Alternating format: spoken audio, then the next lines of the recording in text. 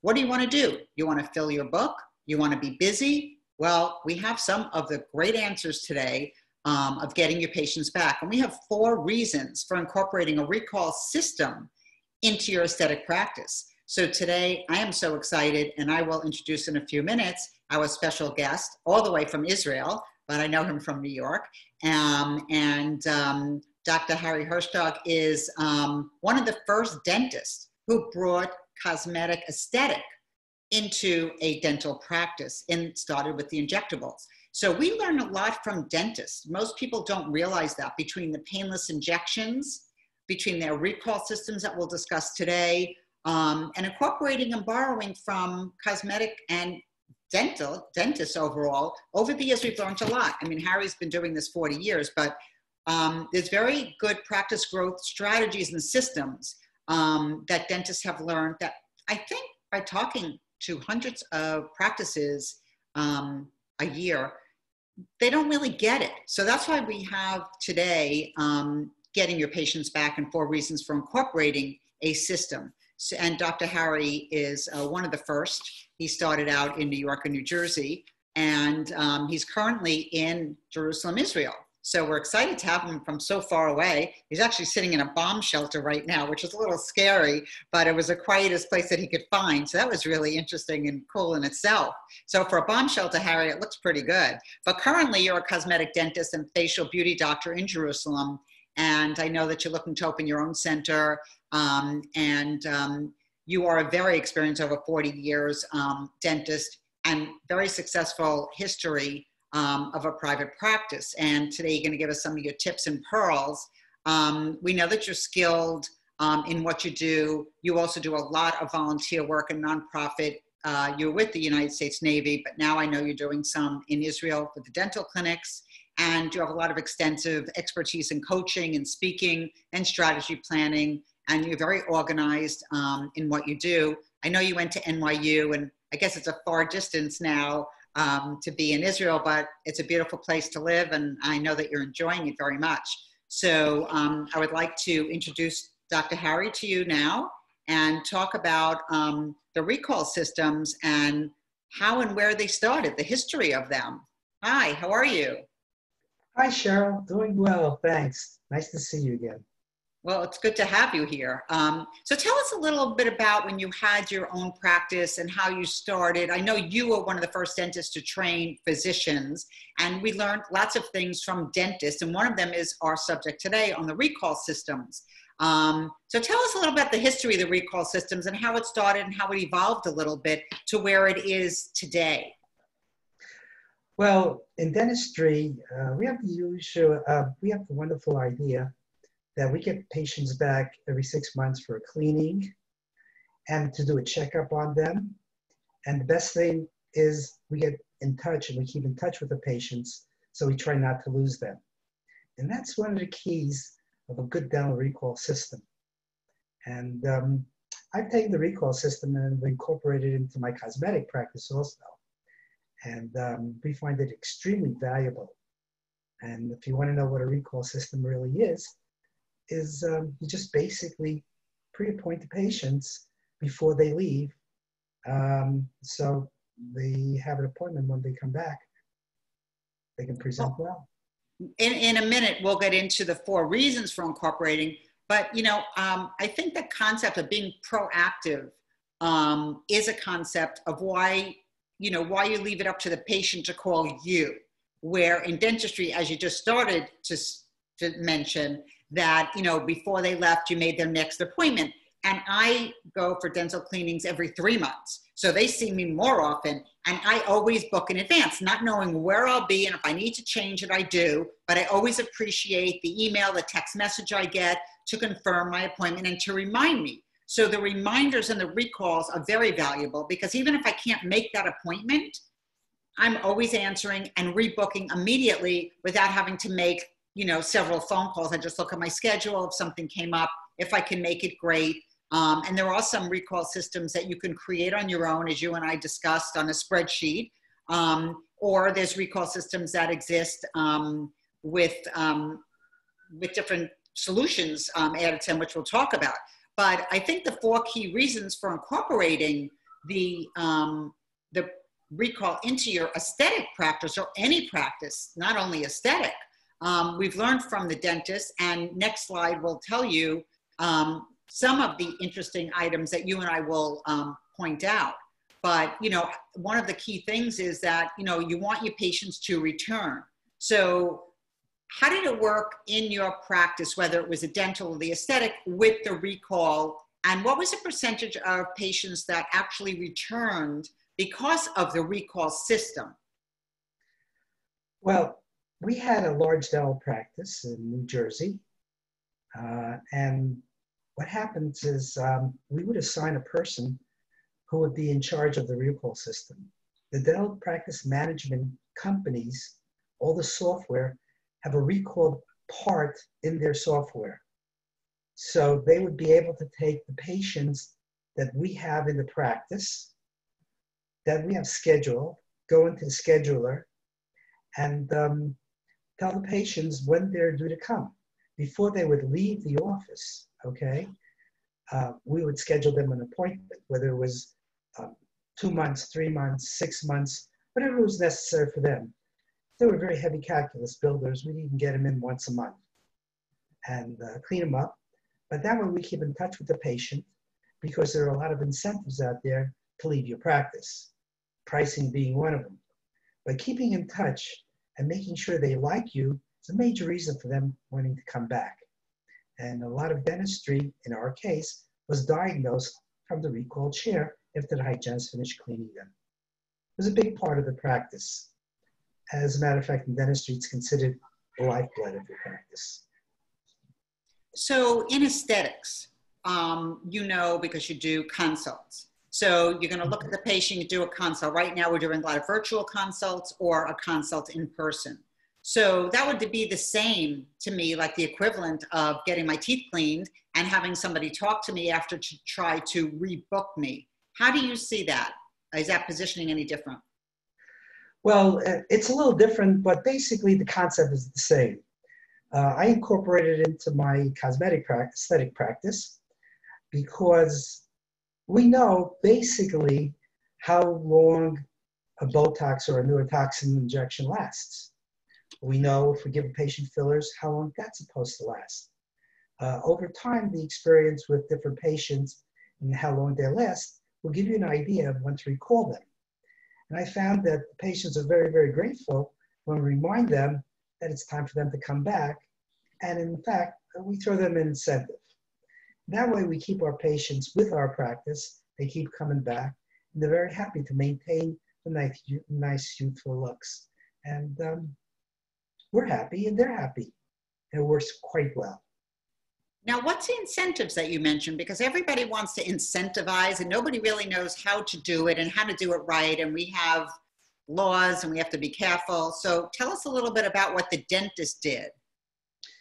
Well, our incentives were that if the patient came back as scheduled on their appointments, we would do their whitening of their teeth. And it was a very popular, incentive for them to come back. We would give them the trays, the whitening material. In cosmetics, what I basically do is I give them 10% off their treatment, whatever their treatment will be, if they keep their appointments. So the incentive is to the patient. The patient is very much incentivized to stay with the practice. They like us. We do a good job. They come back. And if they keep their appointment and we keep our book full, why should we incentivize them? It costs us about, 50, 60, 70% more to get a new patient than it costs us to, keep a regular patient coming back. So by keeping the patient, why not give them an incentive at the same time? No, incentives are great. Added value is one of the things I talk about all the time because everybody wants added value. There's no question about that. So I think by doing that, it's very, very good. I know some hair salon owners that have huge places. I mean, they have like 30 or 40 hairdressers, and they almost demand that they rebook before you leave. And if you think of a hair salon, that's what happens. Or when you go to get a facial, the same thing happens where they rebook you a certain amount of time in advance. So maybe it's a month if it's a man's haircut. Women's hair color will be, women's hair color will be depending on, how often they have to come in. But they're incentivizes staff to rebook, and so is the front desk. So is there any incentive for the staff that makes sense, where you felt it really motivated them? Some are motivated by money and some are not motivated by money. We know that. But tell us a little bit about the incentivizing the staff and keeping the staff happy. Well, what happened is oftentimes you have incentives where the staff books, and the more patients they book, the bigger the incentive, okay? And the incentives can take several different forms, but we try to keep the patient the staff very happy, and we tell them that if you get the patients to come in and we're full, there's more bonus involved for everybody, and that's pretty much it. I didn't like it as much in my practice when the staff went against each other to try to get more incentives. I try to keep more unity and make it as a practice incentive. And it helped pretty much because the staff really wanted to help the practice. They enjoyed it.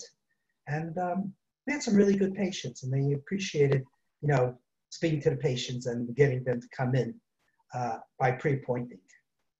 Yeah, and all of that makes a lot of sense, because we have the same thing, in aesthetics, that, if the front desk person books them or sells them product, they want a commission or a bonus. But then the esthetician is behind the chair, or the nurse or the provider is behind the chair working, and they're not out there, or somebody comes to refill and to rebuy. It is a problem when it's individual. Sometimes it works better. And sometimes, like you said, the group's incentive is best.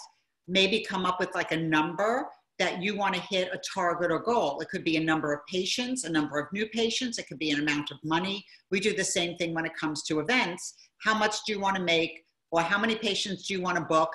And if you do that, then we'll get you a gift certificate to a spa, or we'll do a teeth whitening treatment on you. So there's lots of incentives in any industry. I mean, they all cross over, especially the dental and aesthetics. And you are one of the founders of the whole aesthetic training. So we get that. And right now there's so much online information with dentists now being trained to do aesthetics. When you started 40 years ago, it wasn't that. And it's grown so much, as we both often talk about and see. So if they're coming in for their consult and they book, or they're online and they book, it would be the same incentive, correct? Correct. They come in, they make the appointments. In dentistry, we have an advantage, or we had an advantage, is the fact that patients expected to be given a recall appointment 6 months in advance. In aesthetic practices, nowadays it's still pretty new. You have to convince or entertain the patient in order for them to understand why they should be coming in 4, 6 months, whenever the time is appropriate for them to come in. But as you know, neurotoxins are very, very, as far as I'm concerned,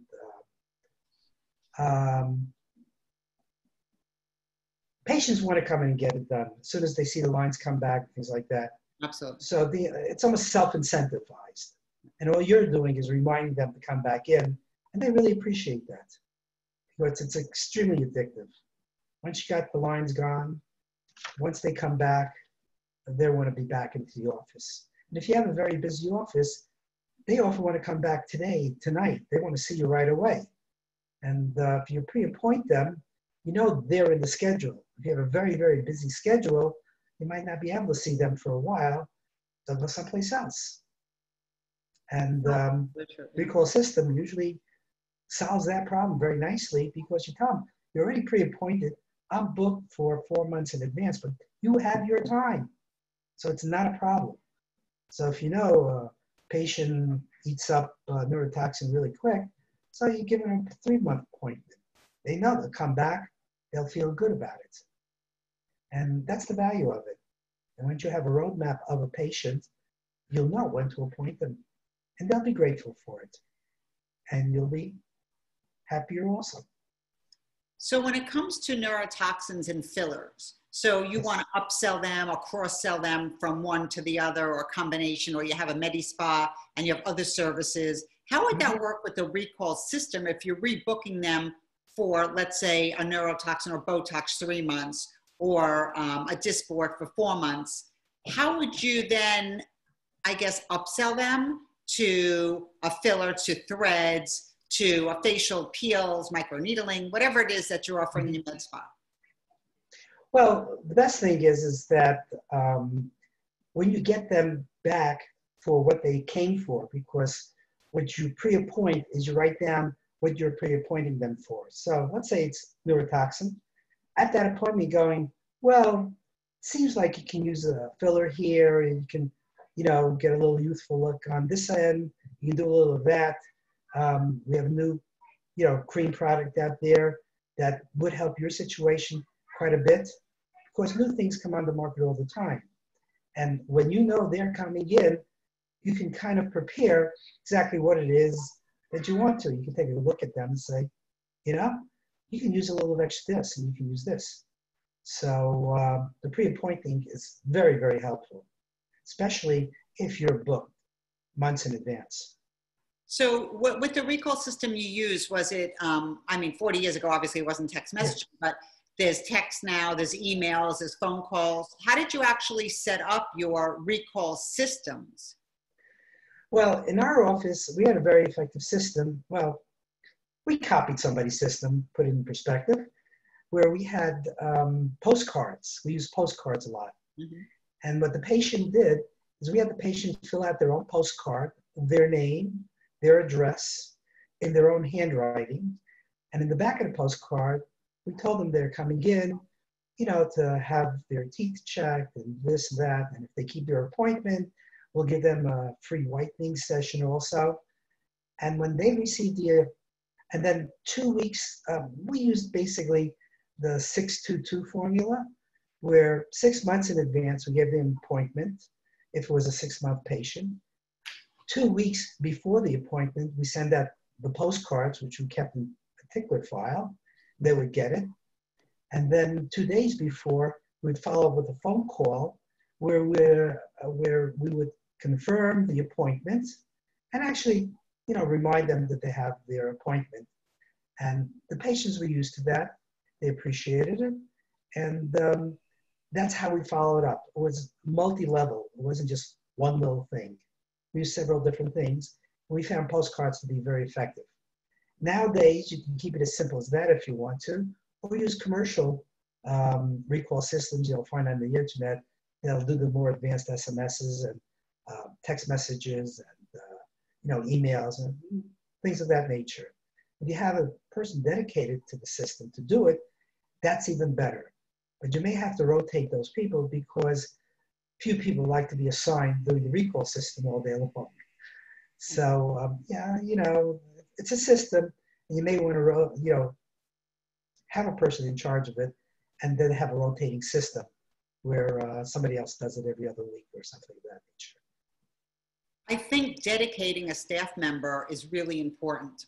Maybe somebody in the morning to look at the spreadsheet to see who's coming in even the next day, or you said like the 622 formula, which I like, or 2 days ahead.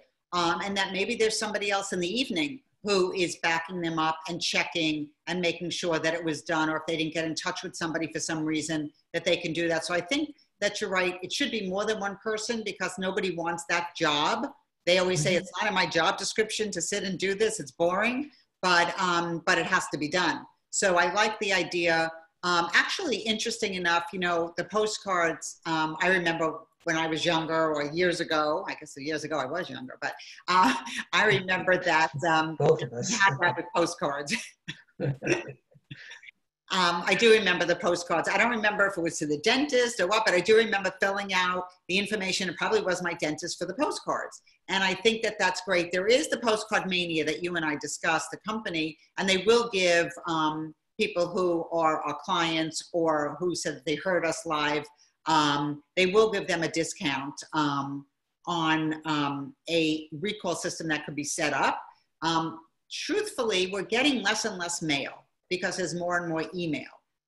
Do we all miss some email? Yes, we do. No matter how diligent we are, there's so much email and so many text messages that it's so easy to forget one. I mean, almost if you look at this picture, like how could we drop or forget something so important? But it does happen.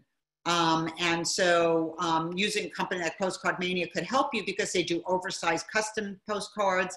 And you can make them look really pretty, even really sexy if you wanted to. It doesn't have to be the old-fashioned black and white postcard that I remember filling out for myself. And then there's programs that are part of, like you said, EMR systems now, where there are recalls that are attached to that, as well as patient financing options. So if somebody wanted to go on to their EMR system and send a link, or you want to send somebody to your website and they want to fill out, let's say, a care credit application for a patient financing option to be able to afford to pay for the procedures, then that's easy. And there's also a company called Solution Reach that offers the text messages and the recall systems and lots of other things. They also will give our clients or people who listen a discount. They'll even pay you $75 if you sit through, which is pretty amazing, one of their online demos. And so Solution Reach has been out there for a long time, and I know them for probably over 20 years. But, you know, maintaining, number 4, when you talk about maintaining retention and bringing the patients in and preventing them from falling through the cracks. So what happens if there's nobody really checking or nobody's inputting that information?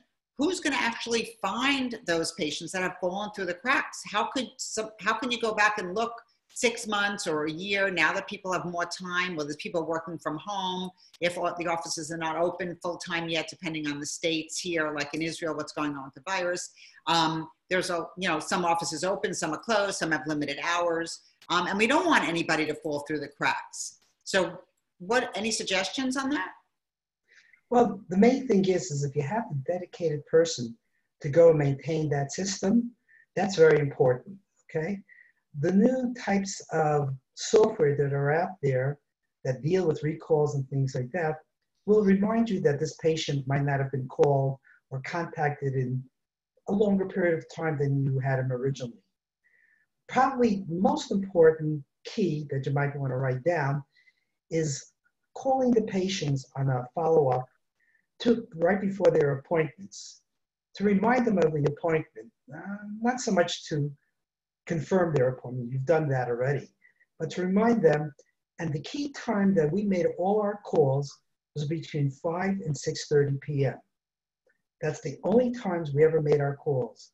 It was right after they finished work. We didn't disturb them. It was more or less before they started their dinner meal or things like that. That was the key time. If you call them other times, they'd be either busy, or if it was too early, they'd ignore you. They wouldn't care. So all our calls were made between 5 and 6:30. And that was really a key because they all really appreciated it. Everything kind of led up to the phone call. And if you maintained the system, you didn't let anybody fall through the cracks. But with all this new software out there and apps, you know, press a button and you'll find out who fell through the cracks and you communicate with them. Like I said, it's a heck of a lot less expensive keeping your patient than marketing for new patients. You don't want the hole in the bucket for all those patients to fall out of. No, absolutely. I mean, and then you start bringing your children in, your family members in, if you're happy with your provider. So by sending that one postcard or one text or one email and having happy patients, you know, we actually ask them for testimonials. There's lots of ways that they can even get those testimonials from those same companies like Solution Reach, where they can work on getting testimonials immediately. Because as we both know, when the patient is happy, it's the best time to get them to tell you, oh, wow, this was an amazing, it changed my life. I love the way I look. You helped my smile. So really getting the testimonials at the same time and then rebooking them, I think it's a win-win if you have the staff trained properly. And that's one of the things we often notice, that the staff feels like they're wearing 10 hats, even though they were hired for one job, and nobody has time. Now, the 5 to 6:30 recall is excellent. I love it. But the problem is that if your office is closing at 5, nobody's going to stay till 6:30. there are companies I know out there that will make phone calls for you if you wanted a phone call to be made, but it is so much better coming from the same person. So maybe now that people are working from home, or they might be only working part-time, you can give them some extra hour or two a day to make these phone calls, because it really, you want your book full. You don't want to see gaps in the book or no-shows. So what about the no-show rate? Was that a concern? Because 2 days before you said the 622 formula. So that was 2 days before would be the last communication. So if something happened and they didn't call you and something happened in their life or their job, how did you handle that? Well, we would recall them and tell them that no shows are not really accepted here. You have to give us at least 24-hour notice. One of the things I did in my practice the last number of years is I guaranteed my work. Anything that had to be redone or anything like that would be redone at no cost to them, on the condition they showed up every time for the recall appointment. So if there is a problem, we catch it really early and repair if we had to do something. And we always got more. And that was the condition. So if they didn't show up for an appointment, the guarantee was null and void. And we had very few people who didn't show up. So that was good. And if they didn't show up, we'd always usually, well, we would get a call in almost all circumstances. So it was incentivized. If you got the incentives right and you did the work and you knew your work was good, that really helps a lot.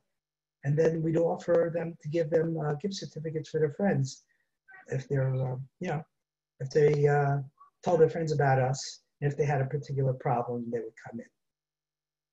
No, and I think helped a lot. No, I think that's great, and we can incorporate that into the aesthetics as well. There's actually some dentists, and one right here where I am in Cape Cod for the summer, who actually, you have to give a deposit on a credit card when you're a new patient making an appointment, because he wants to ensure that the hours he's there now with, less hours or seeing less patients in the same amount of hours, working harder, he's actually taking credit cards to hold appointments for new patients. And so to me, it's like, I guess one of the fancy restaurants, that used to do that, but now I'm finding that the dentists are doing that. And I'm also finding out in a couple of the cosmetic practices, especially if you're new, because of that no-show rate, that you can't afford right now to have an hour where you're not making money. Productive. Revenue. Yeah, that's for sure. There are all sorts of different variations of what dentists do. If you're very popular and you're very good, that's not uncommon to take the credit card for the appointment and you show up. Yeah, it was very interesting point. Yeah, when they asked for that, I was like, wow, and I forgot what they wanted, a couple $100. And they wouldn't even let you just come in, for a basic cleaning. You had to come in and get x-rays and do the, $1,000. And that was the minimum, which, I was like, wow, that's, okay. Cape Cod can probably get away with that, as can Midtown Manhattan. I guess. It depends where you are. But, Exactly. but listen, everybody wants to maintain retention. Everybody wants to have a full book. I think some of your information is not necessarily new. As you said, you've been doing it 40 years, but it might be new to somebody who's opening a med spa practice, or somebody who's expanding a practice, or is looking and saying, well, my book is not full. Why not? How can I work with my staff? So I know that you and I have worked with practices before, and we've spoken on the same panels before, but I think getting patients back, as you said very strongly, is definitely worth it, opposed to going out to try to find new patients. And some of them could be calling, could be tire kickers, waste your time and effort, especially in the aesthetics nowadays. If they find that somebody will do Botox for $1 less a unit, they'll run in that direction. So, you want people to be loyal to you. You want to maintain that retention and that relationship. And I think the 622 formula is great. And I like the fact that if you can have the same person following up with certain patients, and they recognize the name, they have a relationship, they've built a bond, I think that will help with the business. And then, you know, like you said, you know, gift certificates will help to draw in some new patients to the practice. And there's many ways to do that. We have gift cards now. We can email gift cards. There's lots of ways. And now there's tracking. So you need to track where patients are coming from and who's referring them. I know that's a whole other story, but I think by tracking who's sending you, you know, then that's a way that you can thank a patient, handwritten note card, I believe in, or sending flowers on their birthday if it's somebody who's really a VIP patient who is sending in lots of their friends or family. And a good recall system will do all that. And it'll do it very nicely also. And, did you ever do anything special for your VIP patients? To be honest with you, the VIP patients that we had, I was in a blue collar area, so I had very few. But if they sent a lot of patients to us, they were also called a VIP patient. And once a year, we took them out to a fancy dinner, luckily. And, you know, we wined and dined them. And they really appreciate it. Yeah, no, I can see that. And I think that's a great formula. They found it a little unusual because I would take them out to a kosher restaurant that was not far away from us. And it was a pretty nice restaurant. A lot of them have never eaten kosher food because I was in an area that basically had no Jewish real patients there. So when I took them out to the restaurant, they greatly appreciated it. And I made sure the food was good. So that was an added plus. So I did that twice a year.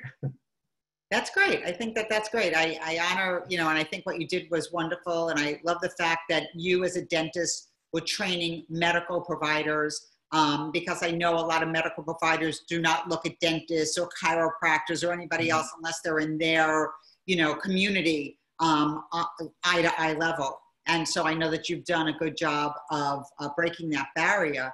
As a matter of fact, I don't even know, it was probably like 20 years ago or more, we had medical spa success system. It's actually the blue book behind me, but it's now aesthetic medical success system. But we had a dental spa success system put into place because there were dentists that were calling us 20, 25 years ago. And it was so rare, but we wanted to be able to give them all the information and all the tools they needed to be successful. So we did work with a lot of dentists all over the country who wanted to be proactive. The problem was the laws and what they can do if it was under the jawline. They can go into the hospital and they can break your jaw, but they weren't allowed to give you Botox, you know, right below. So things didn't always make sense. And I'm pretty certain they're pretty much the same now. And things are in a gray area of what you can do and what you can't do. So I always suggest that somebody checks with their healthcare attorney or their insurance company of what they're allowed to do. And some dentists, same as chiropractors, have medical doctors in their practices so they can expand some of their aesthetic services. So it's an interesting world out there today. And I thank you so much. I know it's late for you in Israel. I appreciate seeing you live and talking to you and keeping up with you. And so have a lovely dinner. And thank you for all your time and effort. And any of the questions that come in, we will send directly to you to respond to. Not an issue. Thank you so much. Very nice to see you again. Thank you. Thank you, Harry. Thank you. So Beautiful University was our sponsor today. And it's a membership education platform that helps you with education and knowledge. So it's all about education. The more education you have, we all know, the better you will succeed. And we offer specials and limited deals on hours. So you can afford it. We make it affordable to everybody. So whether you're a single esthetician or nurse or provider, or you're with a large group, we will work with you accordingly. And we have been doing virtual work probably for the last 30 years. So it's nothing new to us, but it might be new to you. So if you still have questions, we encourage you to call us today or email us. And there's a limited time special for being here today and a strategy planning consult session. And that's great for anybody in any practice or any business. It could be dental, aesthetics, wellness, fitness. We just had a fitness client we're working with. So the strategy planning is valued at $300. So just let us know. Email us, Cheryl at Beautiful Forever, or give us a call, and we'll be happy to set up a session with you. And it is limited time offer. My second book, Beautifully Profitable, Forever Profitable, is in its 6th edition, and we are offering 50% off the purchase of the ebook. So if you are interested, you can go on to beautifulforever.com and put in the discount code PROFIT, which is what I want you to do, is profit from our information. These are free webinars, and Beautiful Forever University will be hosting several webinars a week. And so you want to increase your profits and grow your clients. Stay tuned. Save the dates. This week, we actually have the truth about hair restoration. And that should be very interesting if you're interested in adding anything with hair to your practice. So Spencer Coburn is the author of The Bald Truth. So we'll learn about the bald truth on Wednesday this week, and that's 3 o'clock Eastern time. And then we have on the 18th, we have a European aesthetic trends about what's happening for 2021 in Europe. And Dr. Annalise is actually in Rome, and she will get us up to date on what's happening there. And we have on August 26th, the virtual consults, engaging and closing with Care Credit. I'm very excited to have the guest Jill on with us, who is a general manager. And it'll be very exciting to talk to her. And we have hot and new healthy hair and scalp treatments. There's surgery, non-surgery, surgery is not for everybody. And my guest speaker is Dr. Alan Bauman. And that will be on Tuesday, September 1st. Wow, September's around the corner. So join us. Anything that you need or you forgot, you can go onto beautifulforever.com. You could email us, and we look forward to all of your questions. And I wish you a great day.